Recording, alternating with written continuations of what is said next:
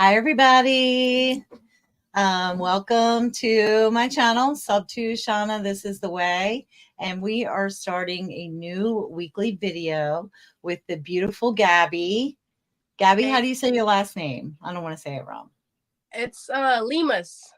Lemus. Okay, Gaby Lemus. And we're going to learn creative financing. And then next time, we're going to actually start making some live calls. We'll do some role play and stuff like that today after we learn the process. So, my name is Shanna. I am a Maryland realtor, and I'm also a Sub 2 community member. And I met Gaby on a networking Zoom through a mutual friend of ours, JJ Azizan. Thank you, JJ. Gaby, do you want to introduce yourself and let everybody know who you are, what you do, and how you got into the real estate business? Yes. My name is Gaby Limas. I'm 23 years old. I'm from Atlanta, Georgia. I'm currently living here. And I got into this industry by a great friend of mine. His name is Aaron. Really great friend. He introduced me to a great team here in Atlanta when we were door knocking. And that's when the whole journey started, honestly. I was introduced to Alexis Morgan with an amazing team of door knockers. And like now, this community has opened up so many doors for me to build my network, meet great friends, great opportunities, and just adventures along the way. Um, I haven't been really focusing on one certain market yet. Right now, I'm building my network and trying to expand to see what I really want to do in this industry. So I'm still kind of learning along the way, seeing what opportunities there is out here. Yes, sounds great. So, Gaby and I hit it off immediately. And so, how long have you been interested in this real estate investment community? Um, it was when I had graduated high school. Honestly, I just never really took action. I would say I was just always like, oh, I don't know if I'm good enough or if it's really for me. Until I had talked to one of my closest friends, and he was telling me, yeah, reach out to one of my homeboys. He's into real estate, and I was like, okay, well, let me reach out to him. And that's when he introduced me to a great friend of mine, Aaron. Aaron had helped me along the way, and then ever since that, it just like helped me really get close to open up to people and building connections. And like it's all about helping others, so giving to the community and helping along the way. And that's really what made me join this industry. It made me realize that I can like help others and just give more to others along the way. Okay. So your friend in real estate, was he are any of them connected to Sub 2 or JJ, or like how did you um find JJ? I think I think he's connected with Alexis still. And Alexis, I believe she's in sub two. So So is there are, JJ, actually. yes, That's how yes. I So found him. Yeah. yeah, so I think they are in the community. If not, for sure they're in the creative finance group on Facebook. That's where I'm at. I'm in the creative finance group, and also JJ's networking group. Amazing group. JJ is so awesome, and thanks to him, we got to meet each other. So I'm honestly extremely thankful. Yeah. So if you're not a Sub 2 community member yet, you can join Pace's free Facebook group, Creative Finance with Pace Morby.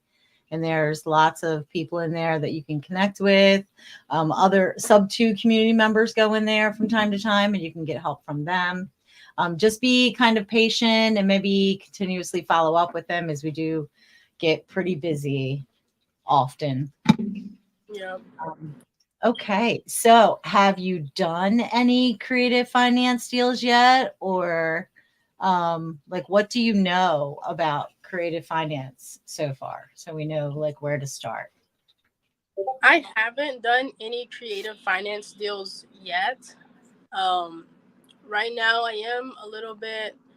I know a little bit about Sub Two and Gator lending. I had a friend tell me about short term rentals as well. Um, I don't know much about it yet, um, but I do want to like join to see where I can start. Um, I know a little bit about Sub Two. I only know about how it's like the no credentials, no cash, no credit. Mhm. I know that part, but I wouldn't know like how the process is within a Sub Two deal and like what's going on within the deal. Yeah, so let's start from the beginning. Traditionally and currently, the most popular um, way to purchase and sell real estate is through a realtor and by getting a mortgage lender, a mortgage loan that is set up by a bank or a mortgage company. So they set up the loan for you. You usually go and get a realtor. The realtor helps you find the house that's listed by another realtor. And there's a whole process once you put in an offer and an offer is accepted. Then it's roughly about 30 days from offer acceptance until close. And during those 30 days, different things are happening. The mortgage loan is being set up. You're doing an inspection on the home. Your title company is getting things ready as well, like doing searches on the property, see if there's any liens on the property, getting all the closing paperwork together, and so on and so forth. So, does that all make sense so far? Yes. So, yeah, it's with like the mortgage, and it like I know there has to be like insurance as well, right? Involved. Yeah, that's part of when you have a mortgage payment. The mortgage payment consists of the money that you're paying for the purchase price of the house, insurance. I mean, I'm sorry, the money, the purchase price of the house, with the interest rate that the mortgage company puts on there. So that's the price of the house, those two together. And then also, you're going to have when you have a mortgage loan, you need insurance for the house, homeowners insurance, in case something goes wrong. And especially a big ticket item. Most people don't have enough money to just put a few thousand out if something major needs to be fixed. So you need insurance on the house, or if something burns down. If the house burns down, God forbid, those are the kinds of things that insurance, just like having insurance for your car. And then also property taxes. So your mortgage company property taxes are traditionally paid twice a year. So for example, let's just say your property taxes are 3,000 for the year. You would owe 1,500 twice in that year, but the mortgage company will add that into your mortgage payment so that you're breaking it down into 12 months, and they'll hold on to it. And when your taxes are due, they'll make sure that the taxes get paid on the twice a year. Does that make sense? So we refer to that as PITI, which Yeah. is, the price, the interest, the taxes, and the insurance. So Insurance. PITI is everything all wrapped into the monthly mortgage payment. Okay. So with PITI, um, so is that involved with like Sub Two or like what type of um So strategy? Okay, so when you purchase a house traditionally and you have a PITI, which is everything that's wrapped into your monthly mortgage payment, um, and someone comes in offering to purchase the house with creative finance. Um, so this was more typically in the past done with, for instance, car loans, where this was more common with car loans.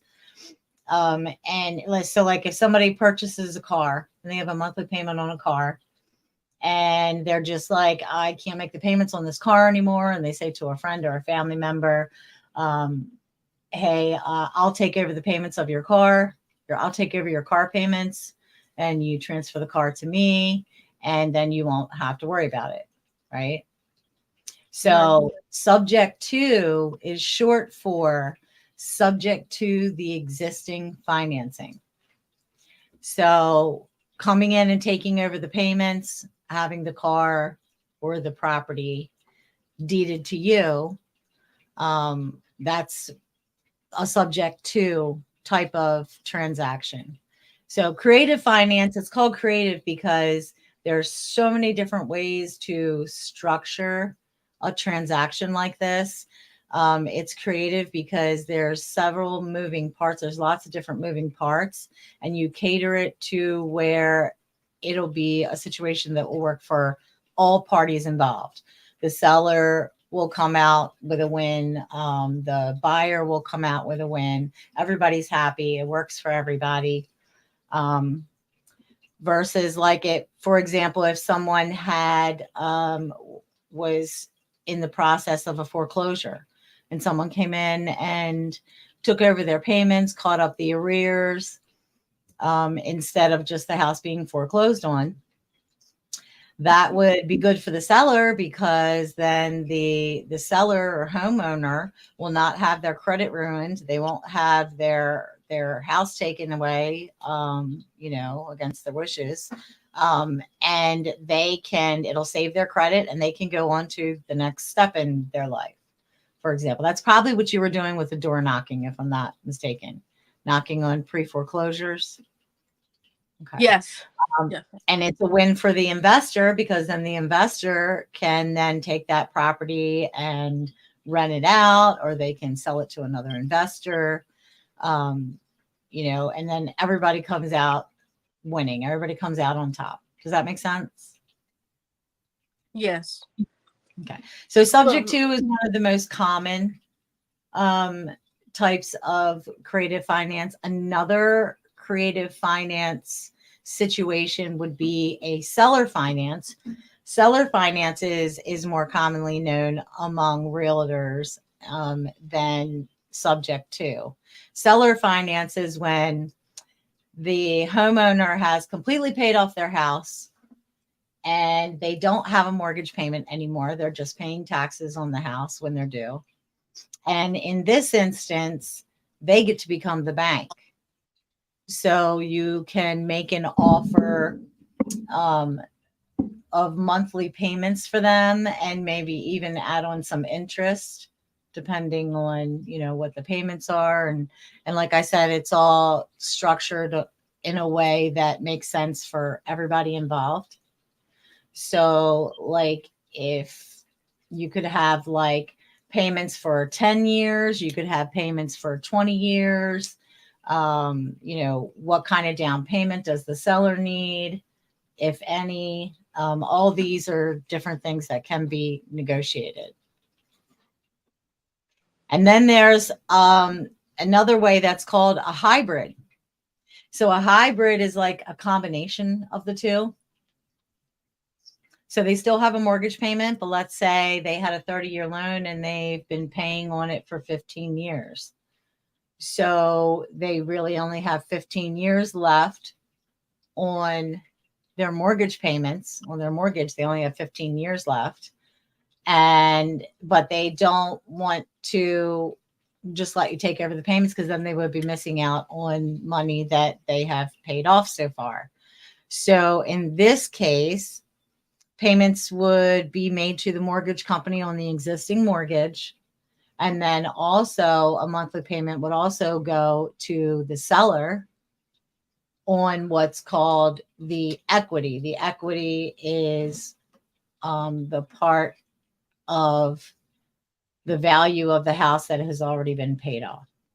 Does that make sense? Did I explain that right? yes. I do have a question about sub 2 though. Sure. So, like, I know when you were giving the example about the car, when it comes to when someone has like when they have to make the payments on the car but they don't have the income anymore. So when that person comes and takes over the payments, like like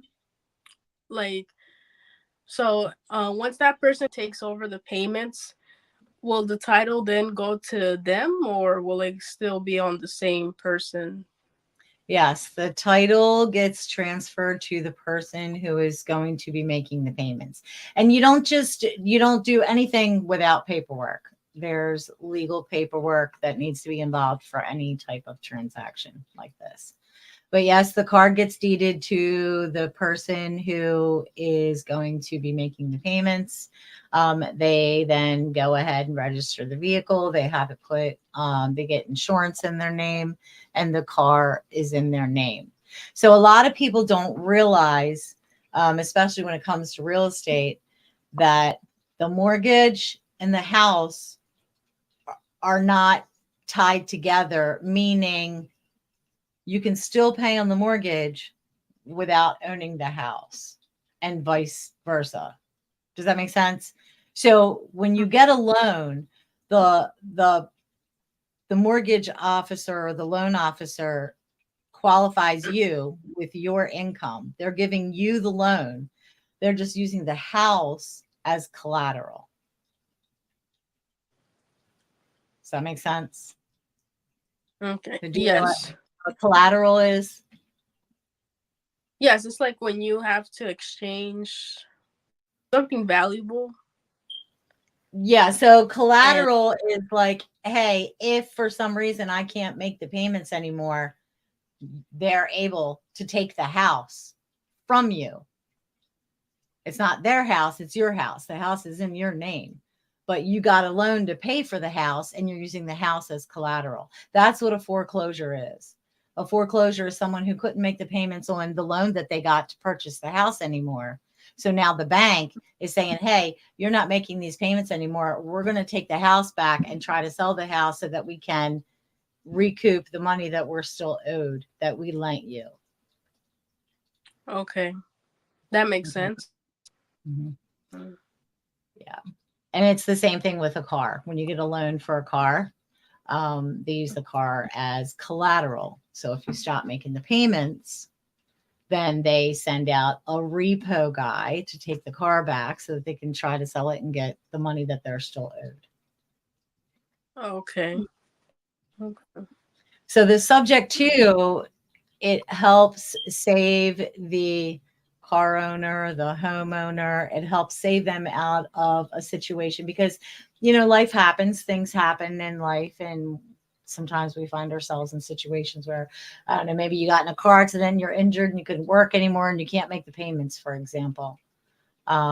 People just get stuck and they don't know what to do, where to go. They can't afford to sell the house because they can't afford to pay a realtor and do the repairs that they need and so on and so forth. So, when you're in between a rock and a hard place, this is a great option for a lot of people. And another thing that people don't realize is that this subject to process has been around way longer than mortgages. Mortgages just kind of became the norm and made it Okay. easier for a lot more people to purchase houses. So um, that's how real estate used to be bought and sold. You would buy it direct from the person that owned it. Does that make sense? Yes. So do a lot of people now know about sub two? Like A lot of people don't. A lot of people no. don't know about it. It's becoming more and more popular. The reason why it's being done so much nowadays is because the state of the real estate market over the last 4 years. Um, People who are like realtors and stuff, we've never, people who have been in the business for 35 years have not seen anything like what has happened in the past 4 years. Um, so when the pandemic hit and the shutdown happened and everybody had to stay put, nobody knew what was going on. Nobody, everybody was like, this is something that's never happened to anybody in their lives, right? So they're like, Right. sellers are thinking in general, there's always exceptions, but in general, sellers are thinking, I don't want to put my house on the market. I don't want to sell right now. First of all, where would I go? Second of all, I don't want sick people walking through my house. And, so that's kind of where they were at. And then, um, the government and the mortgage lenders were like, we got to get people buying houses or else we're out of work. So Yeah. then the interest rates start going down to get more buyers on the market.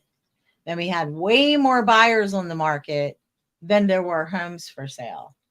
So you would have 30, 40 people sometimes bidding on the same house, when the norm is, if it was a really good house, it might be 4 or 5 people bidding on it.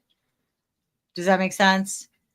So Yeah. when the seller would accept an offer for a lot higher price than what the house was worth before the shutdown, and then an appraiser comes in and says, okay, yeah, the house is worth this, and the sale completes, then the next person goes to sell their home because they know there's going to be a lot of buyers to choose from.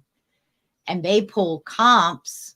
Comps are comparable properties to try and see what your house is worth and what you could sell it for. They go to pull comps, and this house closed for, let's just use an example of $40,000 more than what it would have 6 months prior. So then that makes that house worth more money. So the home values shot up. And then the interest rates followed after that.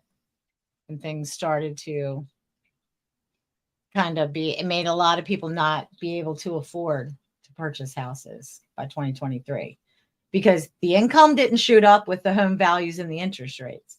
Does that make sense? Right. Yes. So that's kind of where we were. So when that kind of was happening, um, there were people who were like, this creative finance situation is a great option. In Right. 2021 is when I feel like we had the most of the best interest rates out there, down in the 2%, 3%. And so when you come in with creative finance, it's good for investors because instead of getting a 6 or 7% interest on a loan to purchase a house, you can leave that interest rate that they got back in 2021, for example, in place, and you can capture that interest rate. Or if their home is, say, they've had their home for 15 years, then the home values were a lot lower back then, even if they had a higher interest rate. So either way, it's a win-win. Are you Right. following me on that so far? Because it's not Yes. just the interest rates that are hurting people right now, it's the home values that shot way up right before that. The So home if you value. are going to purchase on creative finance, you're either going to capture a really nice interest rate if it was a pretty recent purchase in the last, 3 or 4 years, or you're going to capture the mortgage loan that they got when the house was worth a lot less. Hmm. Okay. So we do creative finance. Pace is the creative finance king. He's had different things in his life that have given him insight on all the different variables in real estate. He's been a contractor, he's been a lender, he did the door knocking. He has experience and understands all of these different facets. And he also was raised with a sense of community. And he put all these together, and better than a mentor or coaching program, we have this community where we can learn from each other, we can work with each other, we can all help each other. um, and it's for life. It's not like a 6 month or a year type thing either, which a lot of them are out there. Right. So Creative finance, can that be done anywhere in the it US? can. And you can do creative finance on anything. You can purchase cars, creative finance. We already kind of covered that. You can purchase RVs. You can purchase um, boats, planes, jewelry, businesses. There's you can purchase pretty much anything with creative finance. If you have a really nice piece of furniture and I say, "Oh, Gabby, I love that couch." And you say, "Girl, this is a nice couch, but I'm ready for something new because I had it forever. But I did pay like 8,000. I'd probably let it go for 5,000." And I say, "You know what? I don't have 5,000 on me, but if I get pay $5,000 in payments and monthly payments, would you be willing to work something out with me?" Boom, you say yes, you've just sold a piece of furniture with creative finance. Wow. It can't be Isn't more that creative cool? than that. Yes. Right. Right. You could buy a bike on creative finance. I mean, you could buy anything on creative finance. So that's what makes this like super, super cool. Then once you procure real estate through creative finance, right? Then there is a whole bunch of other things that you need to decide. And usually people will work on one or two at a time. We have the process from when you get it under contract until close.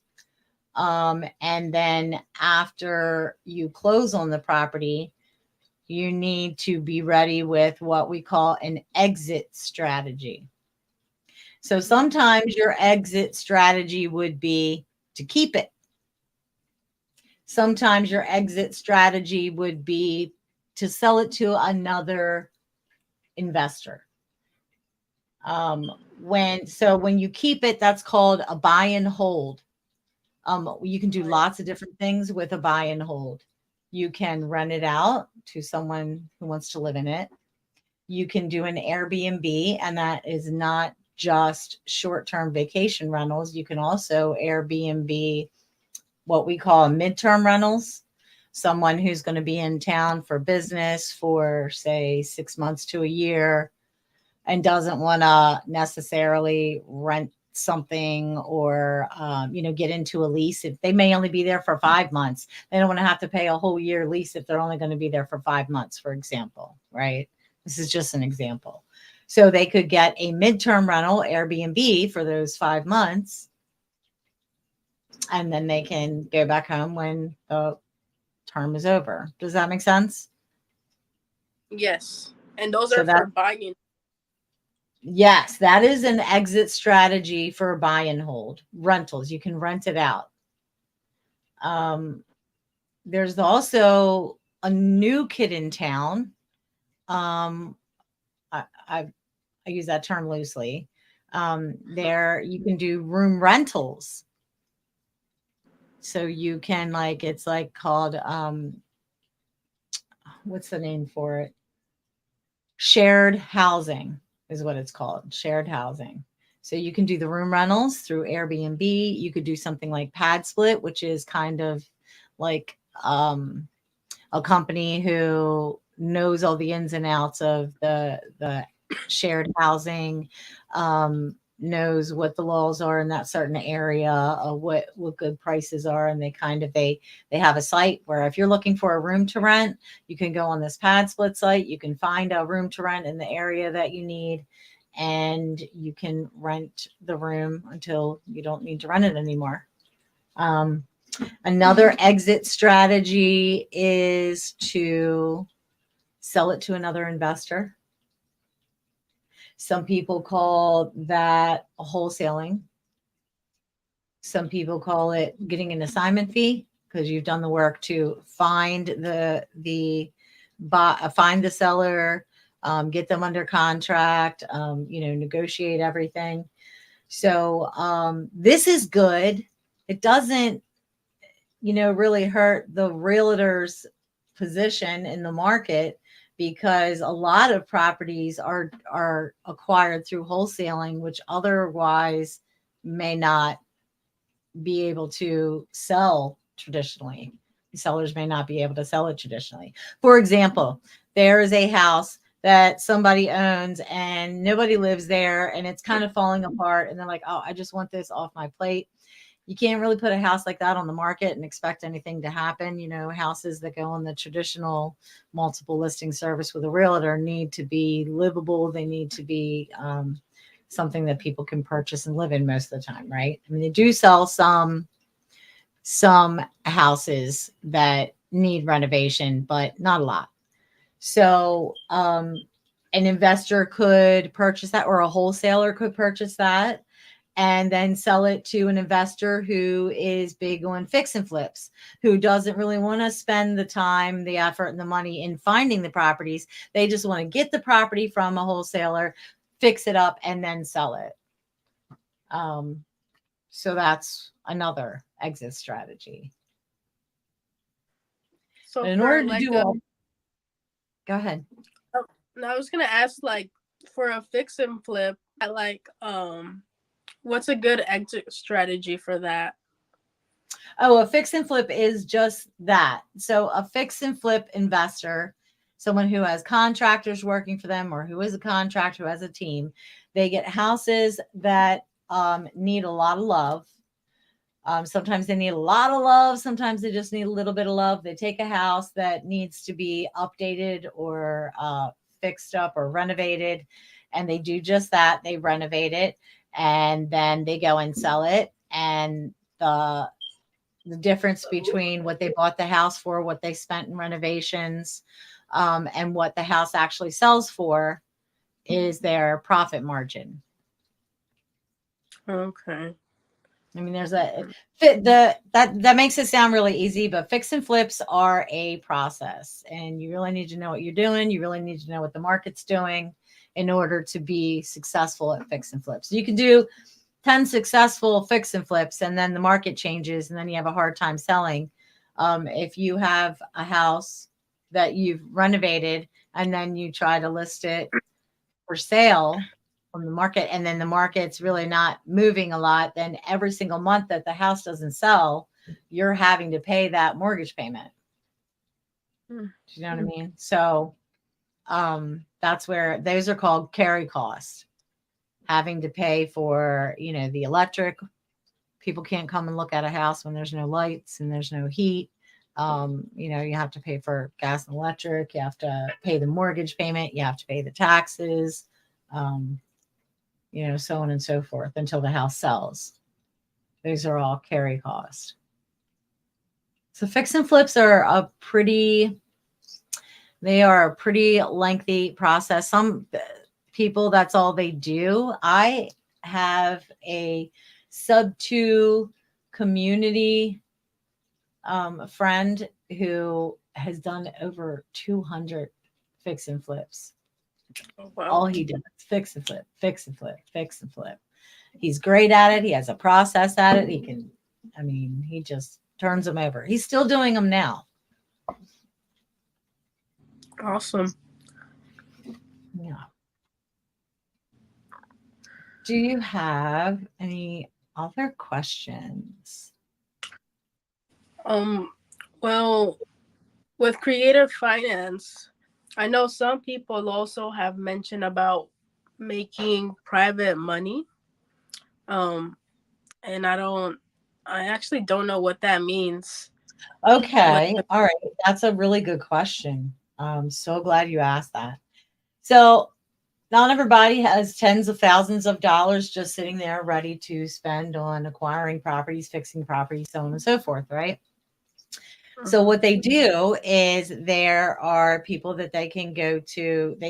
There are certain types of loans that you can get from banks for investors, but you're kind of limited with those.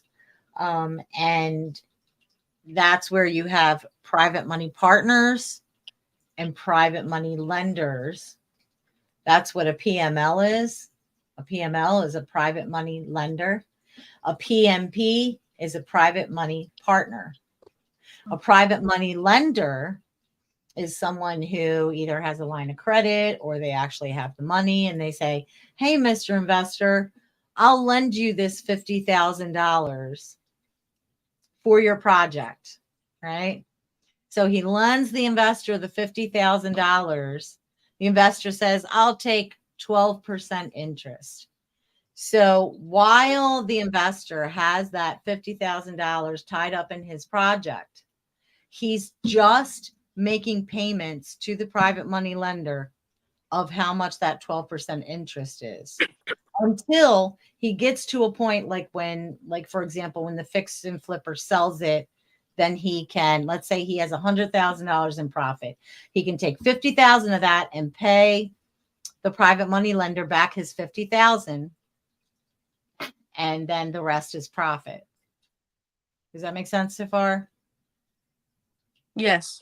So it's like he's giving you the 50,000 and you're just paying him interest on that 50,000 until you're ready to give that 50,000 back to him. That's a private money lender. The 50,000 is an example, of course. Private money partner is someone who likes real estate investing, but they don't really have the time and they don't really like the whole process of procuring the properties. And I mean, maybe they do both, but they say, hey, Mr. Investor, I'll bring the money that you need for closing costs, for repairs, for this or that or whatever. Sometimes it's all, sometimes it's a portion of that. And they say, I'll bring this money to the table, but I don't want you to pay me back. I want to be a partner.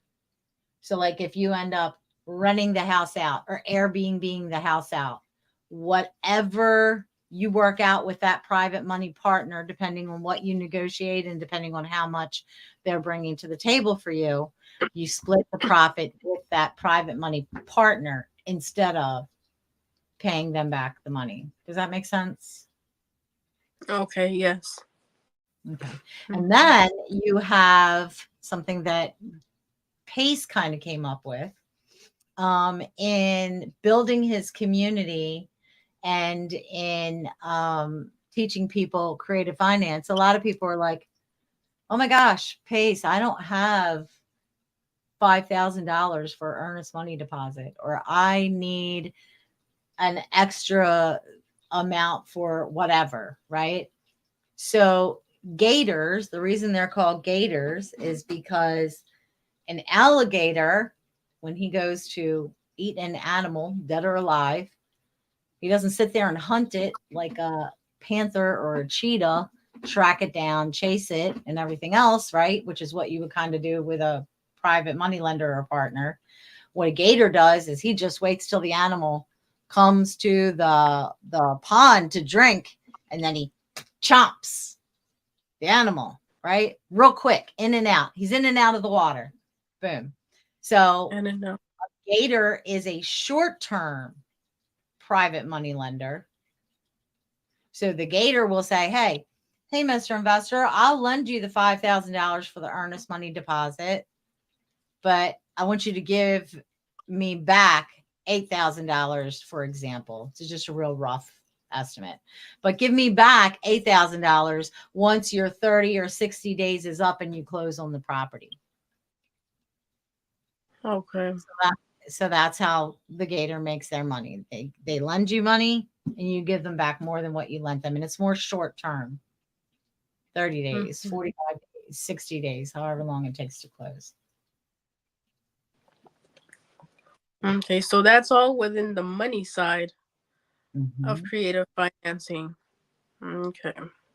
Yeah. And what other questions do you have? Trying to think of like when it comes with realtors, are they familiar with creative financing? A lot of them are not. Some of them are. Some of them are not. Some of them have been doing it for so long that they're just so comfortable with the way everything goes. And they have partnerships with lenders and things that they work with that some of them just aren't open to the idea. Some of them don't understand it.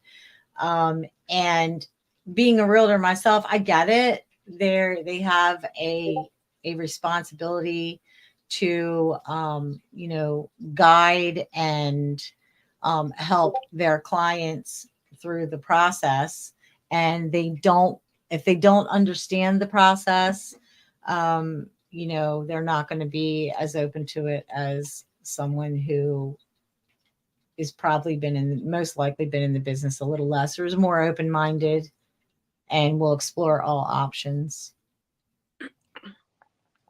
And a lot of people think it's not legal. It's perfectly legal. It's 100% legal. This is Yeah. mentioned in the contracts in my state. I don't know what the contracts look like in other states, but and it's also we close with a title company. Creative Finance is closed with a title company. Title company can't close it if it weren't legal. Mm-hmm. So there's that. It's also mentioned on the IRS website. I don't know what section, what paragraph, but subject to existing finance is perfectly legal, mentioned on the IRS website. It's just not widely taught about or widely known about.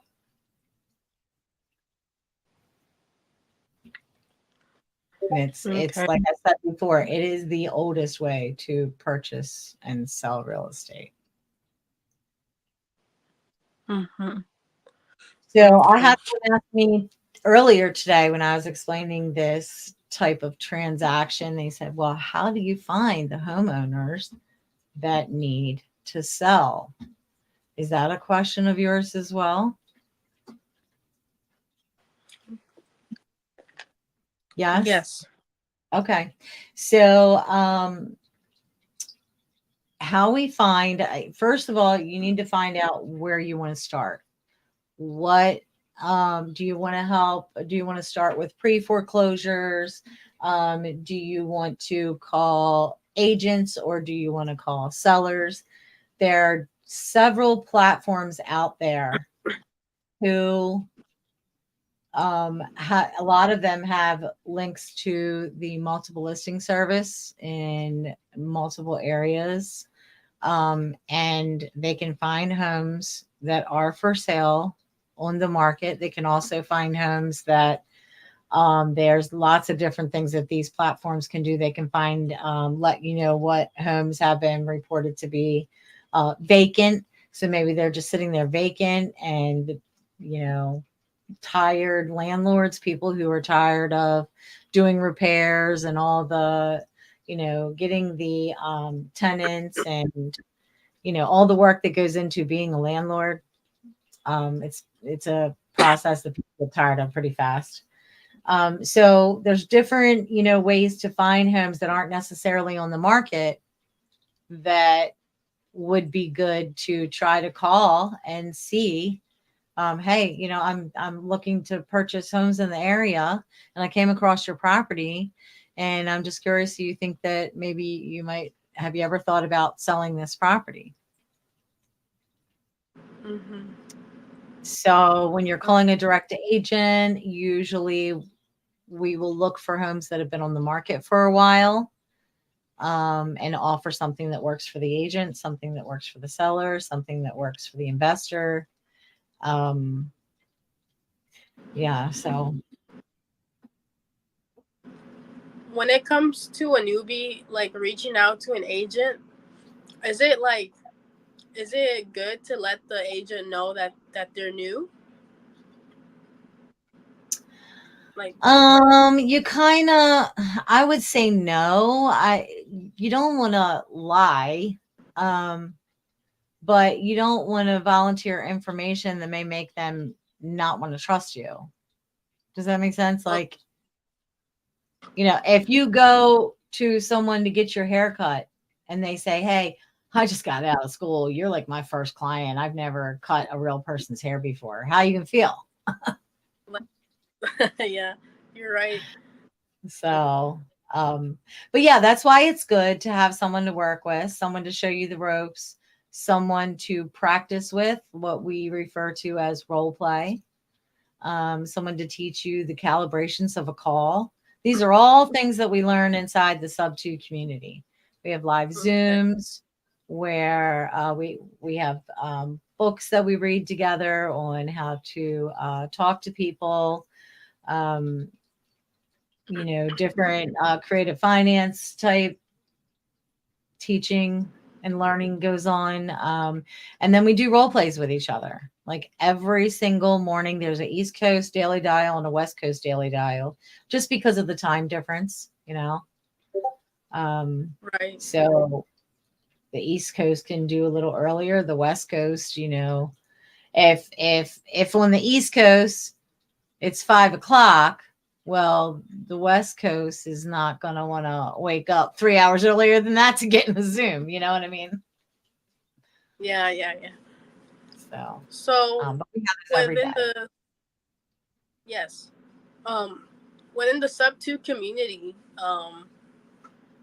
what was I gonna ask? Um, so when you're inside the sub two community, do they have like different like contracts or like different like like different types of mentorships? Like for example, like event spaces, commercials, multi-families, single families. Yes, there's so many different avenues to take, and there are so many different things to learn. You want to start by just learning how to talk to people first, and then you can go and find out and pick a niche to start with. Um, this is definitely a business that you can't go to some training for a couple of months and just learn like that. I mean, even Pace has been doing this for a very long time, and he's like, I am still learning every single day. And that's the mindset that you want to have all the time, no matter what you're doing, because, then you're always open to learning new things. You're not going to hit a ceiling where you're not in a space that you're able to learn if you think you know everything, right? I mean, that can Right. apply to anything, but Mm-hmm. yeah. Okay. So, how do you feel? Have you learned a lot in today's episode Yes. so far? Yes. I learned a lot about creative finance, the different exit strategies there is. Also about money lending. I learned a lot about that and PMPs and PMLs. Um, about I know you were saying about the fix and flips, how it's like when you renovate and then you go sell it, um, and how it can be like strategy as well. Because I was looking into like doing fix and flips, but I have no experience in that. And Yeah, that's one of the I, most intricate processes right, to learn. yeah, I really prefer working with a team though. Honestly, I think Hmm. working with a team, because you have people who are smarter and know a lot more, so you learn from those people, and then you just apply, and you just learn along the way. So, Hmm. like being a part of the creative finance community, I'm honestly extremely thankful because it's like there's like smarter people on that group, engage with and Or meet, more and so experience. They're not smarter. They just have right, more experience. more experience. So it's like I learned so much more, and then the more I participate, the more I'm consistent with people. I build that relationship and just learn along the way. So I'm really thankful for it. I do plan on joining Sub 2 or Gator. I'm not sure yet which one I'm really passionate about. They're both Mhm. very interesting though. I have to figure out what I'm like really good at, and where I can like lean more towards. Because So, patience. Go ahead. even with like the avatars, it's kind of like a little bit new to me as well. I have to rewatch the videos that Paces has and like really apply and see which avatar I am. Yeah. So, do you understand why he did that? Came Um, up with the um, avatars. I yeah, he came up with the avatars to like because there's some people who are like um introverts. Is how you say it. or like there's like more people who are more like know a lot more with computer work, and then there's other people who to agents or do a lot of outreach who are more like who can talk more, and then there's other people who probably work better with numbers. So I think that's why he made the Avatar series. Or is Yeah. there like another reason? I totally forgot to put that up in the beginning. Yes. Oh, So he noticed that, some people are really great at making phone calls, but they're not so great at doing the paperwork. Some people are really great at doing the paperwork, but they hate to make phone calls. Some people are really great at, um, everybody has different things that they do really well, and different niches within the business that they do really well. So instead of trying to do it all yourself, not only does that take up all your time and you can do a lot less, but if you find out what you're good at and do that thing or a couple of things, and then partner with people who are really good at the things that you're not, and they are, and vice versa, basically. So, like let's say someone's good with fix and flips and you found out you're really good with wholesaling. Well, you guys get together and you partner up, right? So there's a saying that goes, do what you do best and delegate the rest. Delegate, okay. like, you know, have people do the things that you don't like doing or that you're not so great at. And you do what you're great at. And if everybody's doing what they love and doing what they do really well, and you get together to cover all the bases, wow, can you just imagine? Right. Whereas if you were, doing what you do really well and then trying to force yourself to do the things that you don't do well or can't stand doing, you're going to hold yourself back. There's going to be some resistance. Yes. Mm-hmm. So that's how the avatar system came about. Mm. Well, yeah, that's awesome though. I really like it, and it's a creative way. When you ask someone else like, "What's your avatar?" and they don't know, they're gonna be like, "What do you mean? What's my avatar?"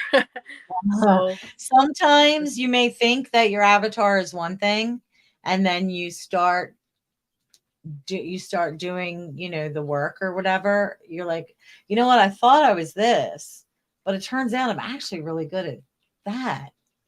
right, Um, yes, I mean, that's happened so many times as well. But I mean, you got to start somewhere. Start where you think you'll be good at, and then go from there. yeah, Eventually where you want to be is get a team together, run the team if that's the thing you love to do, or have it running in the background and do something else that helps your business and your partners that you work with. Do that and have the team running in the background. I mean, sky's the limit. Everything is creative in creative finance, and everything's creative in just business in general. That's what entrepreneurship is all about. It's mm-hmm. about doing something that you love and being creative and providing a service and for people. That's what it's all Right, about. yeah, So yes, next time, let's work on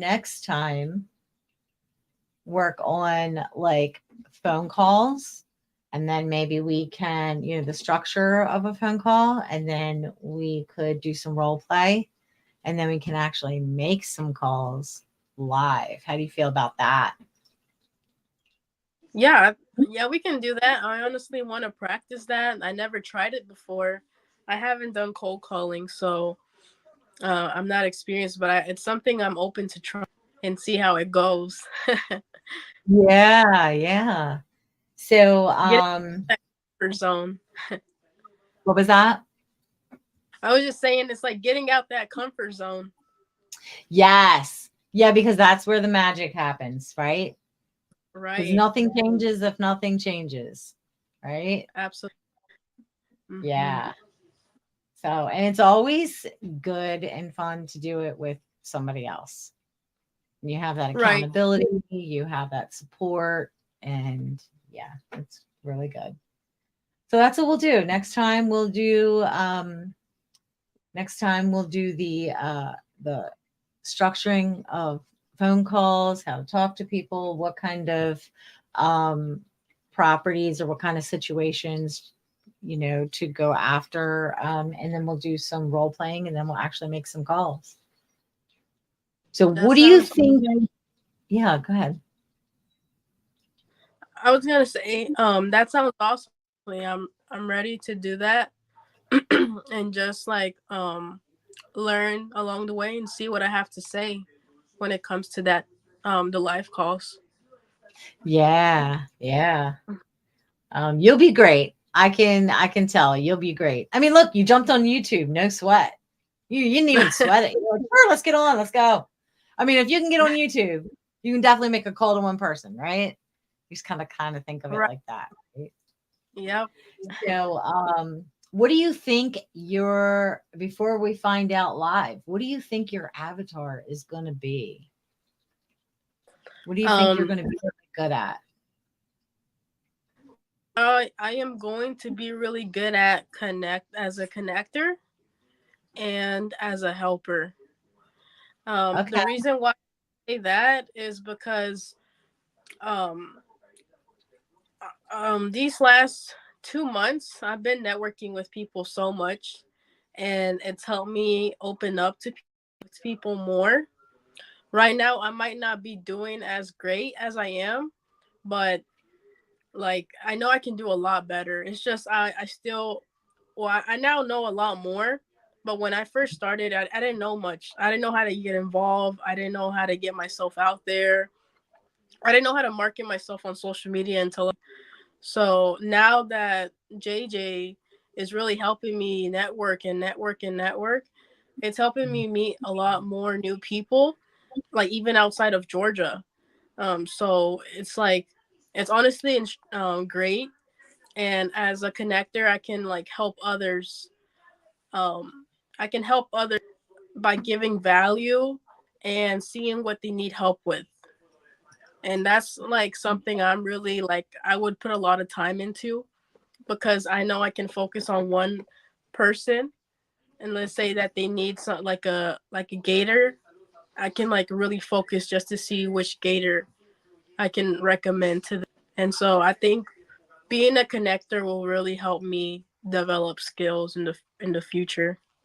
Mm. Yeah, kind of being that connector as in bringing people together that are having a hard time finding each other, right? Right. And then helper is like what we're doing here, right? Mhm. Like helping you get started when you're just kind of don't know which direction to go in. And then I tell you what, I've been thinking about this for the last few days. I want to make a deal with you and let me know what you think. So Okay. I'm obviously going to teach you creative finance and help you out with how to make phone calls and things and get some prospects. And Hmm. in exchange, I would like you to teach me a little bit of Spanish at the end of every episode. What do you say? Oh, that's awesome. I would love to do that. So much fun, honestly.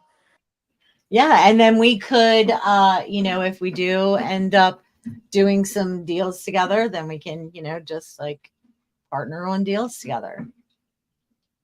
Yes, that absolutely. Yes. I think that sounds amazing. Yeah. So I know a little bit. I probably have a 10 to 20 word vocabulary in Spanish so far. So I can count to 10 in You can count. Spanish. Uno, dos, tres, cuatro, cinco. That's five. Seis, Cinco. siete, ocho, nueve, diez. Yes. Do you know how to And say then 11? is it onze? See, I took French. So sometimes it gets mixed up in my head. I took French in high school, which was long time ago. But yeah. So, and I know some words like back when I was married, we went to Cancun a couple times, and my husband thought I took Spanish secretly or something because I would like the guy would go to see us in the restaurant, and I would say dos personas, like, and he'd be like, "What'd you just say?" I said nothing, and then we would sit down, and the waiter would come up to us, and he'd be like, "What would you like to drink?" And I say, "Una coca, por favor," and he's like, "When did you learn Spanish?" I was like, "I didn't, just know a few words." And I know está aquí.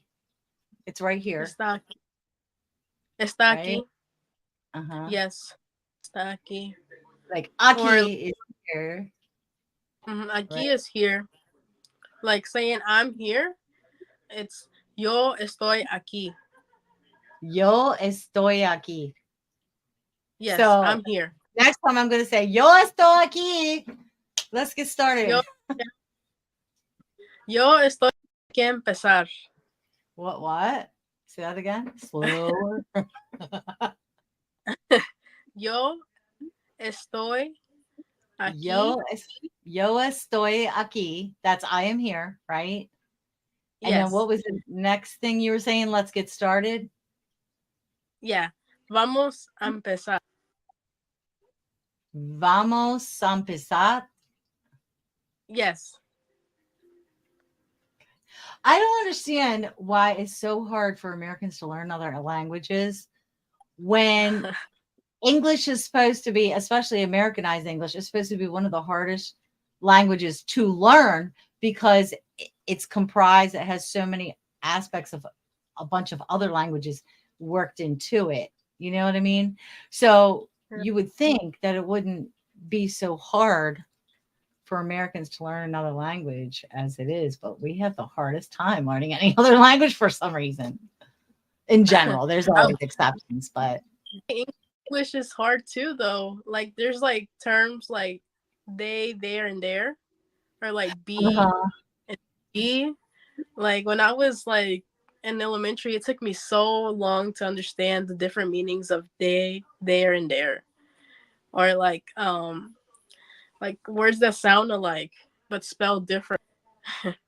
Yes. That's I think that comes from the bunch of different languages, a bunch of different things thrown into the English language.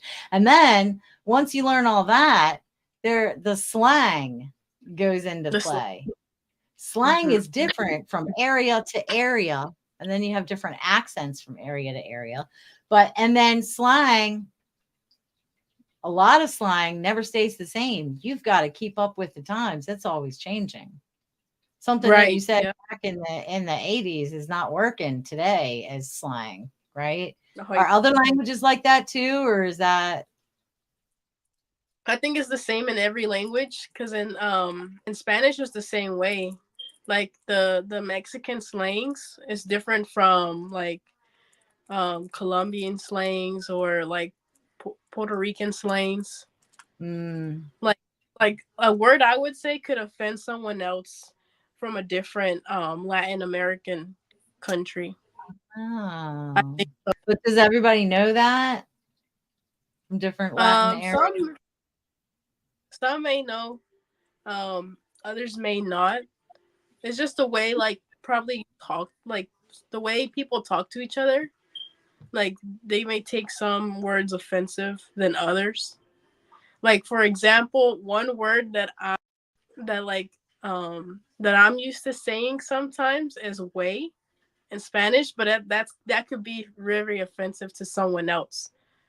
Like I'll be like, "¿Qué pasa, way?" That's like that could be like a bad word to someone else, but it's Oh, just we have saying like, those too. We call them cuss words. yeah. So it's like the same in Spanish. Like if I say that to a Puerto Rican, it might be offensive to them maybe, or to a Colombian or Venezuelan. My next door neighbor is Puerto Rican. He's always trying to teach me stuff. Yeah. Yeah. Like their Spanish is different from ours too. They have an accent.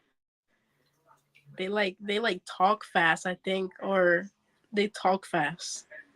Yeah. There's I have a guy in my neighborhood that's from the Philippines too. And yeah, People, his dialect is like he speaks English very well, but sometimes it's kind of almost sounds like he's rolling all the words together oh, versus okay. how we like say each word separate. You know what I mean? But his Right. it sounds like they're rolling them all together, like that. You know, Yeah. it's pretty wild, but yeah. Yeah, it's different for even like yeah, it's different for everyone. Cuz I know here in the US like people from New York, people from California, people from Texas all have different accents and different Mhm. slangs and the way they pronounce words. Like if Like it's in New not York, they're like, "Hey, I'm walking here," right? That's New right. York, Yeah. right? Yeah, And then that's the like New York down in way. the South, what would you like on your burger? Yeah. Right. Yeah. Yeah, it's different. Like the word pecan. Some people say pecan, pecan Yes. or Tomato, tomato. I've never heard anybody tomato. say tomato, but I yeah, that's haven't either. I don't know who says tomato right. or like I don't know what other word. Um um I know like pecan and pecan is like the most AI. common. Sometimes that's how you can tell if something's AI or not by the way they say a certain word. Right. Because like if I'm on YouTube and I'm like watching a video that like a faceless video they call them, where Hmm. they have like someone narrating something and then they just have like pictures or videos going while they're talking. Some of the words they don't say right and I'm like, oh, that's AI, because they sound so human now, Right, but yeah. you can tell by the way they pronounce certain words in English if it's AI or not, because people just don't. I can't even think of one at the moment, but like I see them all the time. Hmm. Yeah. So, all right. So to recap, the thing that I learned was, see, look, I forgot it already. Oy vey. Is that one of your words? Oy vey. What is that? I just said oy vey. All right. So you told me how to, I am here. Let's get started. Right. Yes. So, Yo estoy yo, aquí. yo estoy aquí. Hold on. Yo. Yo Okay, I'm writing estoy. this in a way that I'll be able to pronounce it. I'm sure this is not how you spell it or write it, but yo estoy aquí. Uh-huh. I am here. And then let's get started. Vamos. Vamos, like VAMOS. Yes. Vamos. Vamos. Va a empezar. What? A empezar. Vamos, Vamos vamos a empezar. empezar. Can you spell that for me? Yes. E EMPISAS.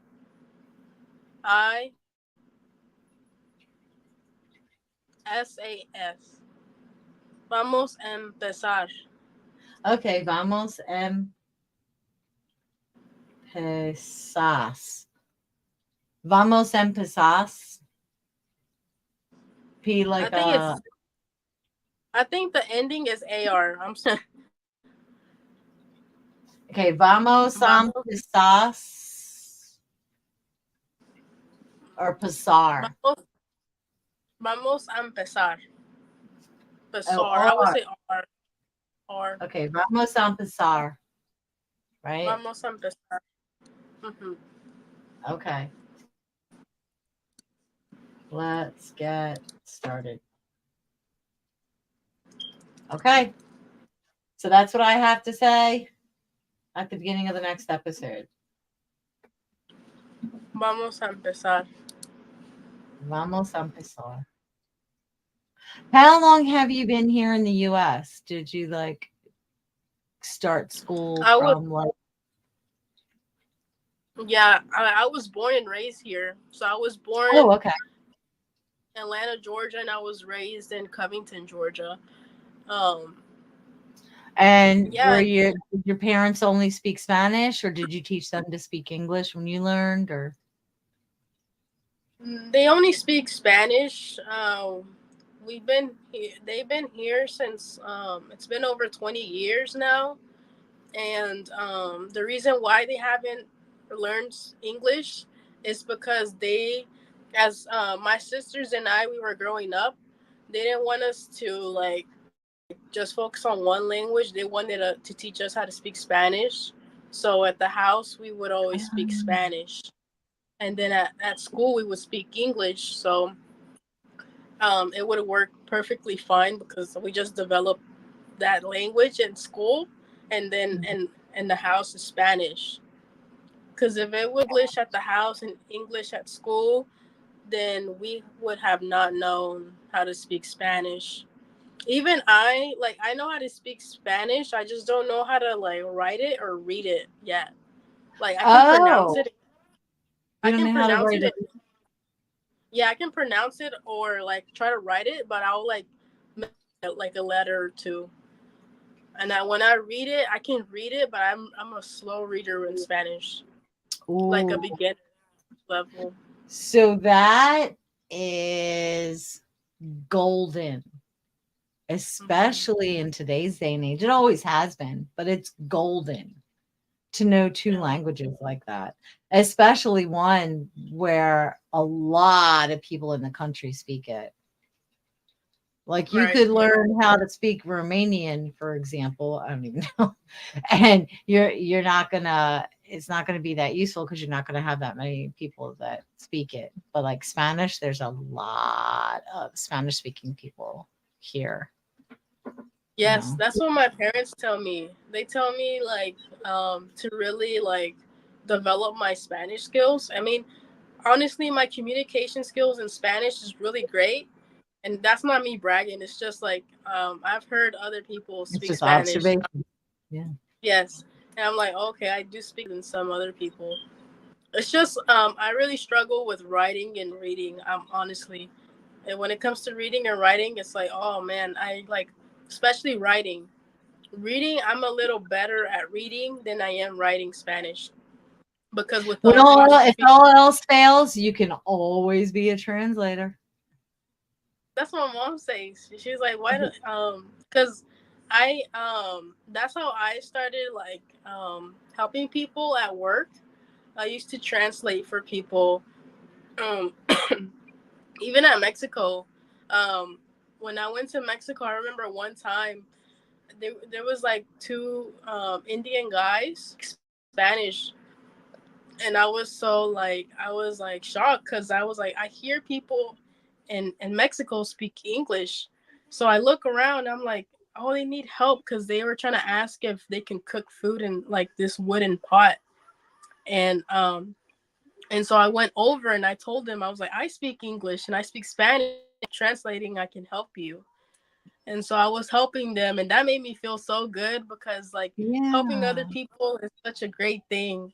And then I was trying to translate to them what she's saying is that no, you can't cook food here on this pot since it's wooden. It's gonna like break.